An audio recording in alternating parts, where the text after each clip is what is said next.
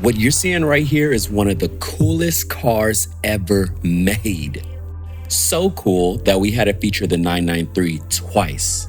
Because once upon a time, the 993 Turbo didn't exist. When Porsche introduced the 993 Turbo in the mid-90s, it wasn't just another sports car. It was a car that made Porsche, keyword, cool again. The company was struggling in the early 90s, and the Turbo brought them back. Wider rear hunches that gave it an unmistakable presence, a smoother, more modern shape that separated from the whale tails before it, and most importantly, twin turbochargers that made it the first 911 Turbo to break into truly supercar territory. Beneath the surface, a 3.6-liter twin-turbo flat-six delivered 408 horsepower and nearly 398 pound-feet of torque, giving it a surge of acceleration that pinned you into the seat with a force most rivals couldn't touch. The all-wheel drive system wasn't just marketing, it was adapted directly from Porsche's 959 supercar, itself a product of Group B rally engineering. That heritage meant the 993 Turbo could actually put its power down, and unlike the fragile Italians or brute force Americans of its day, the Turbo carried Porsche's reputation for durability and refinement, making it one of the few supercars that felt just as at home on a canyon road as it did in traffic. It was also the final air-cooled 911, instantly elevating it into legendary status. Against its rivals, it had answers everywhere. Quicker than the 355, more practical than the NSX, and far more sophisticated than the Viper. And beyond the numbers, it was uniquely Porsche, able to deliver raw thrills without ever losing its polish. It was a car that defined 90s performance culture, immortalized on magazine covers, celebrated music videos, and burned into the memory of a generation through video games like Need for Speed. And this one, it's one of a kind because it's owned by Jason, who happens to have not just one, but two of the decade's poster cars, this Turbo and a Ferrari F355, a car we similarly featured in an earlier High Beams episode. Whether together or individually, we're faced with a reminder of how the 90s redefined car culture and made legends that still hit today.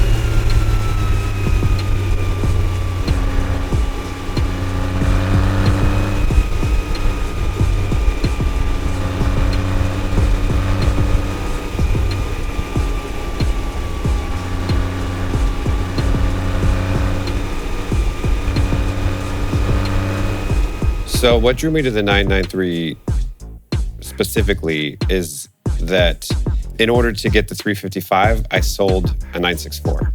And I thought that I could live without an air-cooled Porsche, but it was about 3 months until I started shopping again. And I realized I need a Porsche in my life. I don't necessarily need an air-cooled, I don't think, although that's all I've owned. But, I have 3 children, and so the usability factor of a 355 is me and one child, and that's tricky if I have to do a pickup or something. The Porsche with the back seats, it's perfect for 3 kids, So my son sits in the front seat, my 2 smaller children sit in the back seat. My middle one complains that she hates the car because it's too tiny, and her brothers are like, "What, you're crazy?" And so it's good banter back and forth when we take the Porsche out.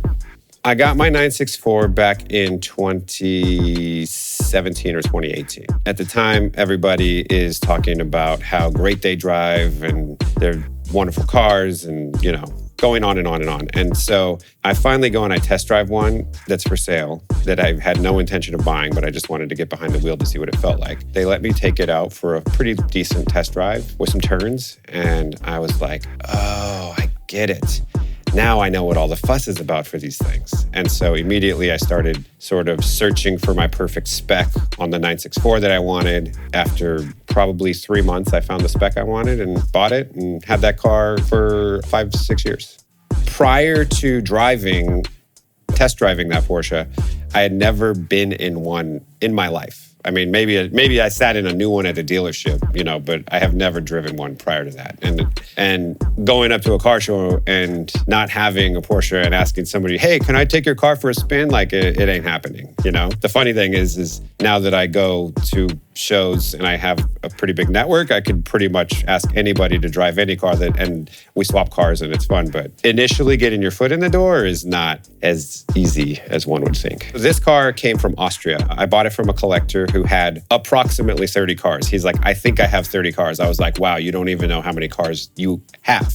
That must be nice. So he also had a full-time mechanic. He owned the car for maybe 6 or 7 years, barely put any kilometers or miles on it. Prior to that, it was from someone in France. So it was always, in Europe. I brought it over. It had some modifications already. It had the worst suspension you could ever have in a car. It was just tired and old and it didn't feel good. It had to go. It was also too high. It was too hard. And I always pretty much modify my cars with aftermarket wheels. So that's exactly what the plan was. I actually ordered the wheels before I got the car here. Continuing on the mod list, obviously we have HREs, we have H&R deep suspension, we have the Porsche Classic steering wheel with the spacer, we have Porsche Classic radio, I have a carbon shift kit on it, Morimoto LED headlights and taillights. I have the Porsche decals, which I'm pretty sure add 5 horsepower per side. I did the Fisker exhaust.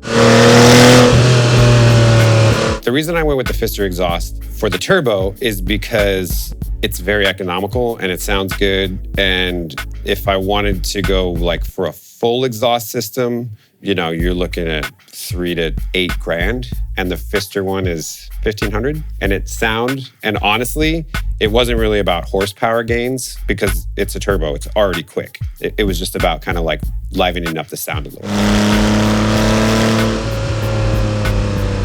The one thing that I really wish this car had, which goes kind of for probably all turbos, especially after driving the 355, is a higher red line. The red line is 6,500. I would love to have 7,500. I mean, can I be a little greedy and say 8,250? If this car could get to 8,000 or 8,500, I mean, that would be bananas. But that kind of also goes against what turbocharging does. That's more of a naturally aspirated thing.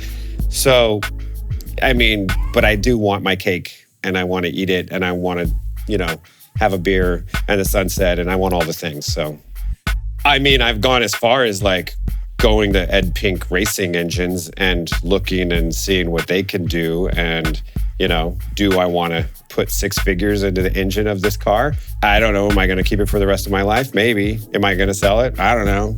I haven't decided, If I put 6 figures into an engine that revs to 8,500 and is turbocharged, I think that I have to own that car forever. I'm not sure if I'm ready to make that commitment yet. So owning 2 analog cars is interesting because you inevitably end up driving with people who have new GT3s or, newer Ferraris. And then you're following up the canyon and it's so effortless in those cars, right? I feel like I got to rev match myself. Do I do it perfect every time? Hell no.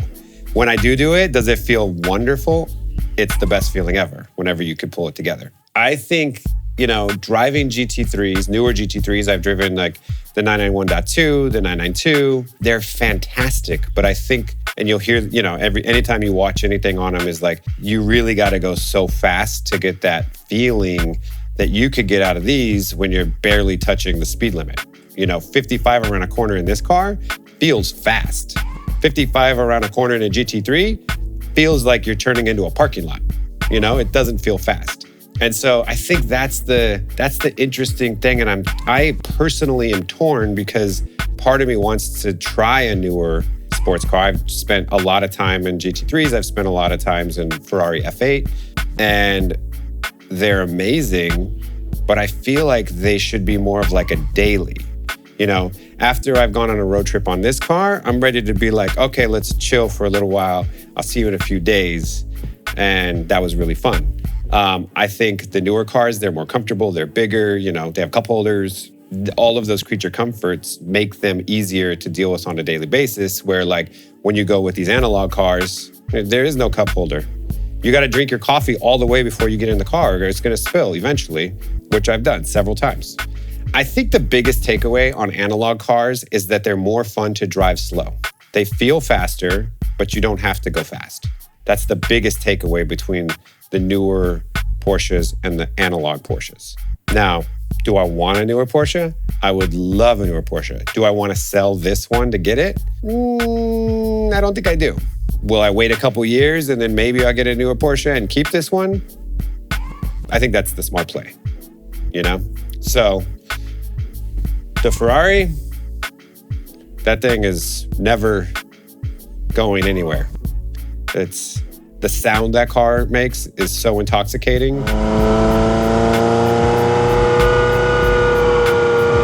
You know, I was a little concerned when I bought two 1996 analog cars that they would feel too similar, but they really do not feel similar. They are so different. And I think that's the coolest thing about it, is that you can have two cars literally from the same year. They're both analog, but they're different. And I think that's what we're all sort of searching for whenever you have multiple cars that you want to drive, is a different experience each time. The biggest difference between the 355 and the 993, okay, let's really dive into this a little bit. So they're both 1996 cover cars, right? They're basically like the best cars coming out in 1996 that you could get, other than like really crazy rare ones. But let's say like normal supercars of 1996. They are so different. I mean, the power delivery on the Ferrari, obviously the red line is 8500. I have a Capristo 3 on it, and it just screams and keeps screaming and keeps screaming. And then you start laughing and it's still screaming at you. The Porsche, when you're pulling in that car,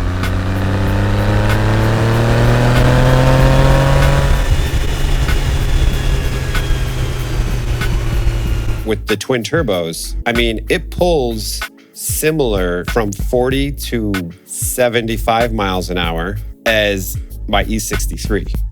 My E63 wagon is very quick from 0 to 60. It's faster than the turbo. I think with the lower weight and the way that that thing delivers power, I mean, I've never drag raced either of them to the speed limit, but I have a feeling the Porsche is just as fast, if not faster. At least it feels faster. When I'm in the canyons in the 993, I think the greatest feeling is the initial turn in that you have with that car, because it feels so planted, but it also just turns so easy. It just also goes and goes and goes. I never feel like, oh, I wish I had more power, right? There's always power there. That's what's crazy. I barely feel the turbo lag. Once you're above 3,500 RPM, like they're putting in the work and you're going. There's like rarely an instance where you're flat footing that car like all the way down, because once you press, it goes. You will run out of road. Or, I've never taken it to the track. I don't know. I thought the other day I was driving around and I was like, I think I want to take it to the track just to see what it feels like. Then I don't know, because the track is a little hard on your car and it looks really good.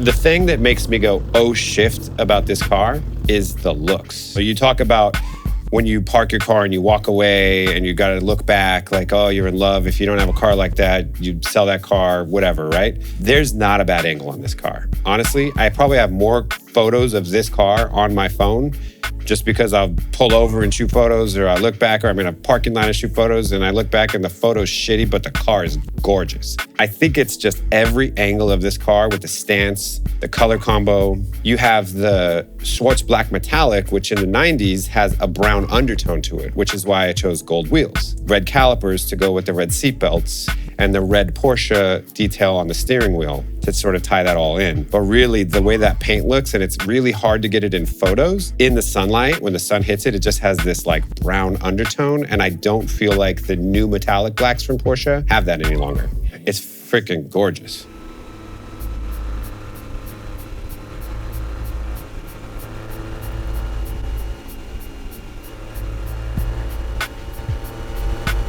The 993 Turbo is the best turbo you can ever drive. It's the best turbo that they have ever made.